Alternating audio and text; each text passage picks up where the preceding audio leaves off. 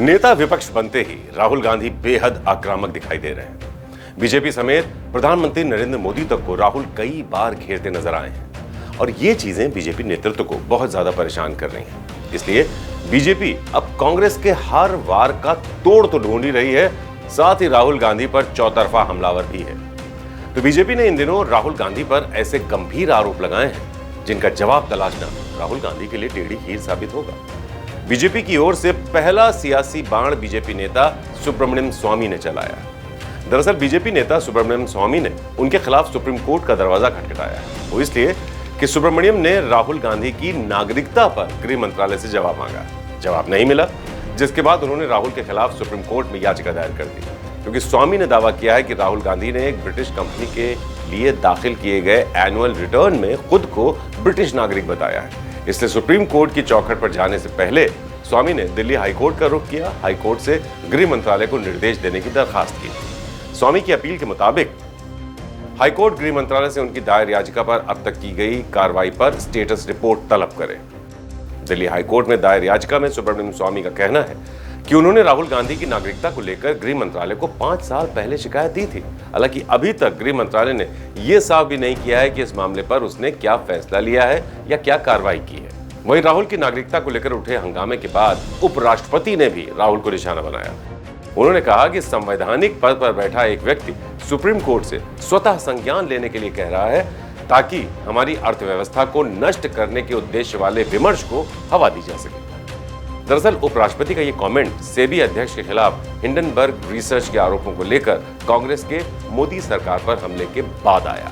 BJP के राष्ट्रीय प्रवक्ता तुहिन सिन्हा ने बांग्लादेश के मुद्दे पर राहुल को घेर लिया है। तुहिन ने लंदन में खालिदा जिया के बेटे से राहुल गांधी की मुलाकात को लेकर सवाल दागे हैं और कांग्रेस से जवाब देने की डिमांड की है। तुहिन ने कहा है कि अगर खालिदा जिया के बेटे से राहुल गांधी की मुलाकात हुई तो उसका एजेंडा क्या था। दरअसल बांग्लादेश में फैली अराजकता के बीच वहां के एक पत्रकार ने राहुल गांधी पर बड़ा आरोप लगाया और कहा है कि उन्होंने पिछले महीने लंदन में खालिदा जिया के बेटे से मुलाकात की थी, जिसमें राहुल गांधी ने बांग्लादेश में चल रहे आंदोलन को ग्रीन सिग्नल दिया था। इन सब से पहले स्वतंत्रता दिवस के मौके पर पीएम मोदी विपक्ष को काफी खरी खोटी सुना चुके हैं। बिना नाम लिए पीएम मोदी ने राहुल गांधी को निशाने पर लिया और कहा, हम संकल्प के साथ बढ़ तो रहे हैं, लेकिन यह भी सच है कि कुछ लोग होते हैं जो प्रगति देख नहीं सकते। कुछ लोग भारत का भला सोच नहीं सकते। देश को ऐसे लोगों से बचना होगा। ऐसे मुट्ठी भर निराशा के गर्त में डूबे हुए लोग जब उनकी गोद में विकृति पलती है तो वो विनाश और सर्वनाश का कारण बनती है। ऐसे छिटपुट निराशावादी तत्वों को समझना चाहिए। तो बीजेपी ने जिस तरह से राहुल की घेराबंदी की है, उससे निकलना राहुल के लिए मुश्किल होने वाला है। दरअसल जनता जब मैंडेट देती है तो बेशुमार ताकत आ ही जाती है। अब ये बात सत्ताधारी पार्टी बीजेपी पर तो लागू होती ही है, तो कहीं ना कहीं राहुल गांधी पर भी सटीक बैठती है।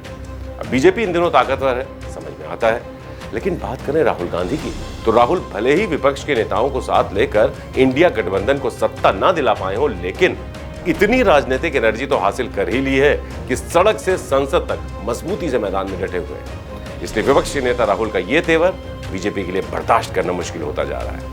इसलिए बीजेपी भी राहुल गांधी पर उनकी ही तरह चुन चुनकर हमले कर रही है। तो आपका क्या कहना है इस खबर पर? कमेंट करके हमें जरूर बताएं और खबर को शेयर करना बिल्कुल ना भूलें। नमस्कार। श्रेष्ठ भारत पर खबरों से जुड़े रहने के लिए चैनल को सब्सक्राइब और लाइक करें, बेल आइकन दबाएं और देखते रहें श्रेष्ठ भारत।